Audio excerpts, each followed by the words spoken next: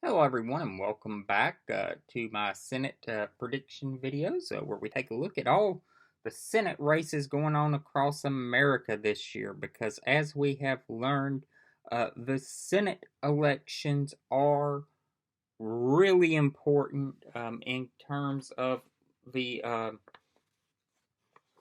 the future of the country, and this year more especially so than ever.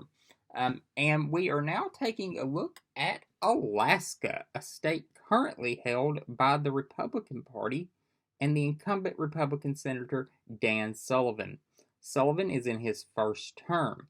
Sullivan won his initial election to the United States Senate in 2014 by just over 2%.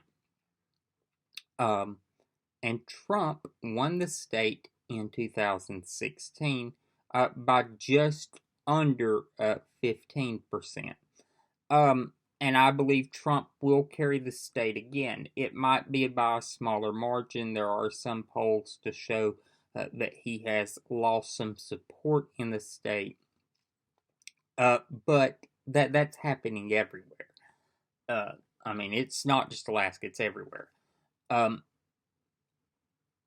I think that it would be it would have to take an absolute collapse in Trump support across America to lose Alaska, and if he's lost Alaska, he's lost other places that just seem like impossibilities at this time, like Kansas, Mississippi, other places, uh, definitely South Carolina, just places that are outside what we believe is possible at the moment. It is one of those really far out there Biden gets states. Let's take a look at the two nominees. Now, in Alaska, the Democratic Party does their primary a little differently, and they are backing a independent by the name of Al Gross. He is officially an independent, but he has the backing of the Democratic Party. Mr. Gross is an orthopedic surgeon and the son of a former Attorney General of the state of Alaska. The incumbent Senator, Dan Sullivan, served as Alaska Attorney General prior to being elected to the Senate and several bureaucratic positions throughout the state and federal level. And it was about a 60 to 30 difference in the ballots that were cast in the two primaries in favor of the Republican Party. Um, I've seen some into polling and some people that seem to think that this race is going to be close, and that Gross might pull a shocker here, but I just don't see that occurring. I think that Sullivan is well liked in Alaska for the most part.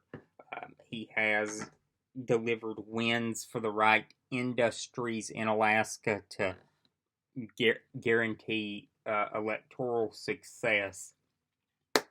And it's a Republican state. They very rarely support Democrats at the federal level.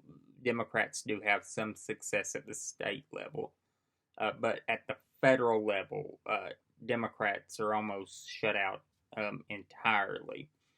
So